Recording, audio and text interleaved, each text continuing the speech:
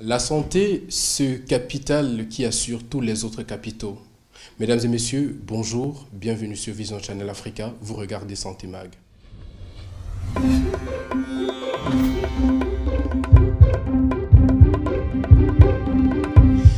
Mesdames et messieurs, une fois de plus, bienvenue sur cette nouvelle édition de Santé Mag. Aujourd'hui, nous sommes dans la ville de Rome encore, où nous recevons un médecin.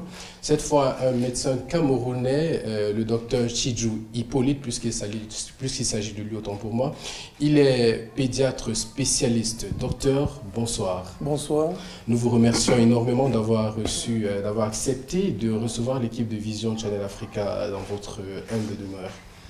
C'est un grand merci à l'équipe de Vision Channel avec tout ce que vous faites et tout ce que vous êtes en train de faire, non seulement pour l'Afrique et pour les Africains, mais je dis aussi pour les Occidentaux. Merci, merci. Alors, nous allons tout de suite aller mettre les pieds dans le plat. Vous êtes pédiatre dans un hôpital de référence. Est-ce que vous pouvez vous présenter à nos téléspectateurs?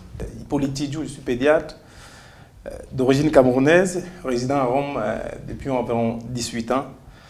Et comme tout bien jeune immigré, à l'âge de 18 ans, 19 ans, les parents ont décidé de me faire tenter l'expérience de l'Europe de façon productive, pas seulement pour la famille, pas seulement pour les amis, pas seulement pour les proches, mais je dirais pour tous les Africains et surtout en plus et en particulier pour tous les enfants du monde entier. Donc le déclic, il part, si je comprends bien, vous avez le choix d'être pédiatre, vous l'avez, c'est vos parents qui vous l'ont inculqué ou alors c'est un choix qui a été personnel au terme de la première partie de votre formation? Vous savez bien, comme tout bon Africain, la famille a toujours son mot à dire. Et la famille est un plus pour nous. Donc je dirais, ma famille n'a pas décidé de me faire devenir pédiatre, mais ensemble nous avons décidé de faire ce parcours. Donc disons que ma maman m'a beaucoup un peu plus aidé dans ce parcours, mais premièrement, m'orientant vers la médecine. Parce que de tout petit, je voulais déjà faire le médecin, mais je voulais aussi faire le pilote. Donc, comme on dit, les génies, mon rêve était de faire le pilote. Je devais choisir entre faire le pilote et faire le médecin. Donc, à un certain niveau, après le baccalauréat, comme tout mon Camerounais inscrit en faculté de Yaoundé 1, je décide, avec mes parents, de faire l'expérience de l'Italie.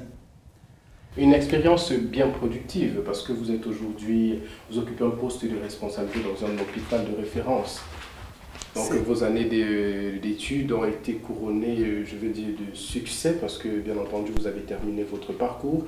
Et aujourd'hui, quel est le poste exactement que vous occupez dans quel hôpital? Parce que j'aimerais que ça vienne de vous. Okay. Je suis pédiatre avec un doctorat en immunologie, donc je suis pédiatre immunologue qui travaille à l'hôpital de Bambino Gesù, qui est le premier hôpital pédiatrique de toute l'Italie et qui a une référence mondiale.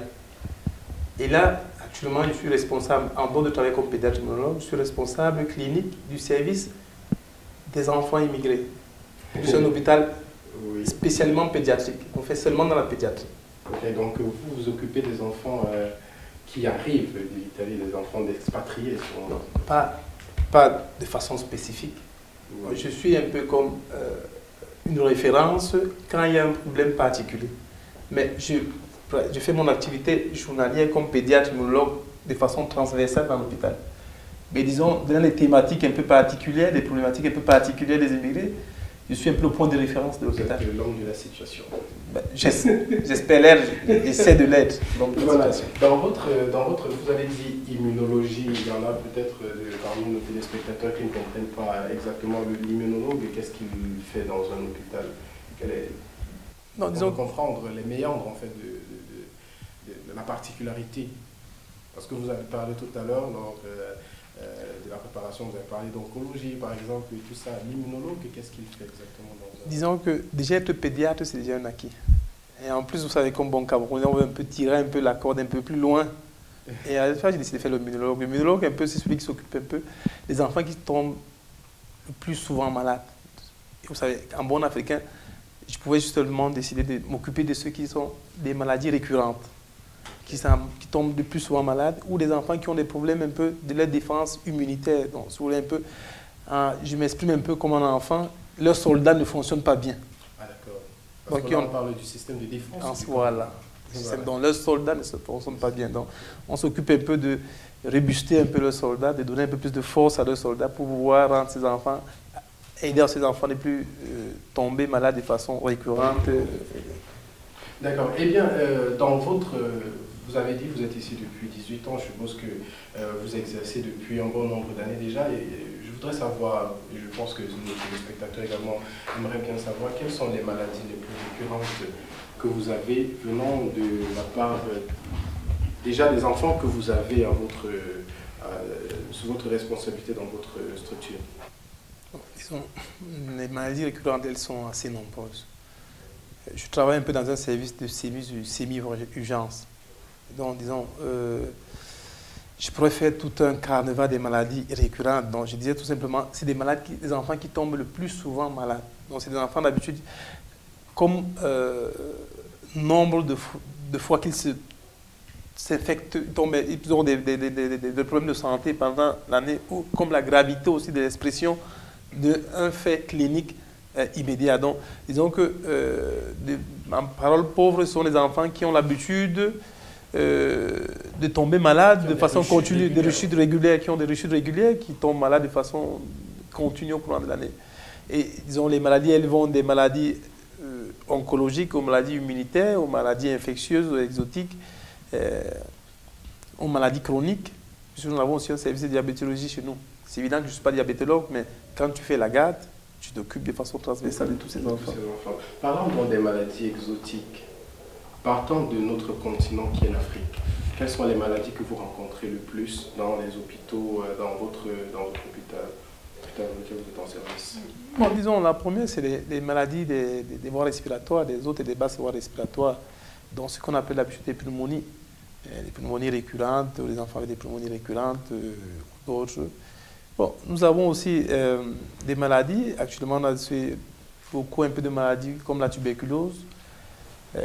La plupart, d'habitude, un peu, ce sont des enfants. Après, nous avons un peu beaucoup d'adolescents, dû un peu au flux migratoire de ces derniers mois, qui a beaucoup augmenté depuis janvier 2016. Nous avons aussi eu des cas de paludisme congénital, de nouveau-nés nés de maman atteints de paludisme. Nous avons aussi eu des cas, pour ce qui regarde les maladies exotiques, des infections parasitaires assez un peu sévères. Okay. Donc, disons que dans le groupe des maladies exotiques, nous avons un peu plus ce carnaval de maladies, qui sont un peu des maladies, un peu, comment on dit, des maladies d'importation. Donc, c'est la plupart des maladies avec lesquelles... Voilà, du voyage, nous savons bien que certaines maladies, l'immunodépression dont ces patients se trouvent affectés est due un peu à leur parcours.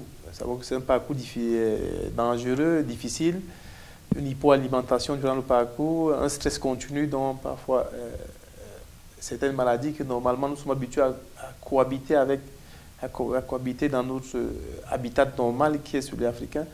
Ce parcours un peu porte à une immunodépression qui fait de telle sorte que cette maladie émerge. Ils sont plus accentués, les effets sont plus accentués. Alors docteur, parlons maintenant, nous sommes en Italie. Il y en a qui, nous sommes au mois d'août, il faut le préciser, donc le mois de juin, au moment où nous approchons le grand mois des vacances. Quels sont les conseils que vous pourrez donner à ceux qui sont de l'autre côté en Afrique, qui se préparent à venir ici, ou pour nous, qui pensons, pour ceux qui sont ici et qui voudraient aller passer des vacances en Afrique? Quelle est la prophylaxie, quelle est la conduite à tenir en fait?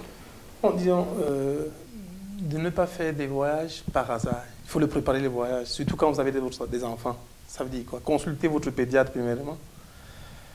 Le pédiatre, évidemment, s'il n'est pas préparé, il vous envoie un service comme le nôtre ou bien dans d'autres hôpitaux, où on vous fera une interview pour décider en fonction aussi des besoins de votre enfant et en fonction aussi de la zone où vous allez, du pays où vous allez, mettre sur pied une prophylaxie faite de façon adéquate.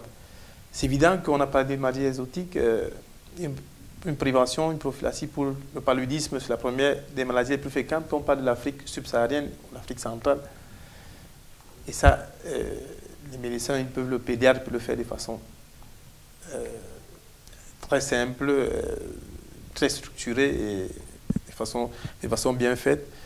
Nous avons aussi des maladies dues à des eaux malsaines, dont je dirais fièvre typhoïde, choléra et d'autres. Pour ça, il y a aussi des vaccins contre la fièvre typhoïde, des vaccins contre le choléra. Il n'est pas toujours dit dans tous les pays où vous allez, dans tous les pays de l'Afrique subsaharienne, il y a une indication propre à faire, obligatoire à faire le vaccin du choléra. Donc, dans les pays où il y a des sites d'infection dus au choléra, et dans ces pays, il est recommandé de faire aussi le vaccin contre le choléra. Aujourd'hui, on parle de méningite. Il y a aussi le vaccin contre la méningite. Donc, disons que c'est de mieux, au moins 1 mois, 2 mois avant son départ, parler avec son pédiatre de référence, mettre sur pied tout un parcours de préparation avant d'amener les enfants dans ce contexte. Mais il n'y a aucune contre-indication. Nos enfants doivent aller, ils doivent voyager, le monde est transversal, ils peuvent aller tranquillement. Il suffit juste de faire une bonne préparation avant de partir. Donc, je suppose donc qu'une fois de retour ici, il devrait aussi encore passer par les pédiatres. C'est tout à fait normal. Une visite de retour de ce contexte ambiental différent, c'est juste de faire une consultation chez le pédiatre pour s'assurer que l'enfant n'a rien pris, il est rentré en bonne santé, de telle sorte que le pédiatre aussi a un temps, disons, T0 du retour de l'Afrique. C'est aussi un problème qui émerge après, moins s'il a une déclare comment l'enfant était rentré. Donc c'est tout à fait normal au retour, repartir sur le pédiatre, faire une consultation. Si nous sommes rentrés, l'enfant ça va. S'il a eu des problèmes, expliquer quels sont les problèmes qu'il a eu. S'il faut faire des contrôles, qu'il puisse là, il fait ses contrôles de façon normale. Voilà. Mesdames et messieurs, vous êtes sur Vision Channel Africa, vous regardez Santé Mag, votre magazine de santé. Nous sommes pratiquement au terme de cette édition et nous vous rappelons que, comme toujours, aujourd'hui nous rencontrons un pédiatre. Donc, comme toujours, vous pourrez envoyer vos questions, envoyer vos remarques et suggestions sur notre page. Et bien entendu, comme nous vous l'avons dit par le passé, nous allons chercher des spécialistes pour y répondre. Docteur, nous sommes au terme de notre émission. Merci de vous être prêté à notre jeu. Peut-être un dernier mot pour clôturer. Un dernier mot, tout simplement, dire merci à tous qui œuvrent pour l'Afrique, merci à tous ceux qui œuvrent pour les enfants africains, merci à tous qui œuvrent pour les enfants de façon générale. Je dirais, comme pédiatre, je suis d'habitude à disposition pour ce qui regarde tout enfant dans le besoin. En particulier encore venant de l'Afrique pour ce qui regarde les enfants africains. Donc, dans le besoin, je suis à disposition de Vision Channel, Vision Channel Africa, pour n'importe quoi, n'importe quelle question. Qui concerne la pédiatrie, qui concerne les enfants. Mesdames et messieurs, merci pour votre bien aimable attention. Prenez soin de vous, prenez soin de vos enfants. N'hésitez pas à partager le contenu que vous regardez maintenant et bien entendu à rester câblé connecté sur Vision Channel Africa. À bientôt.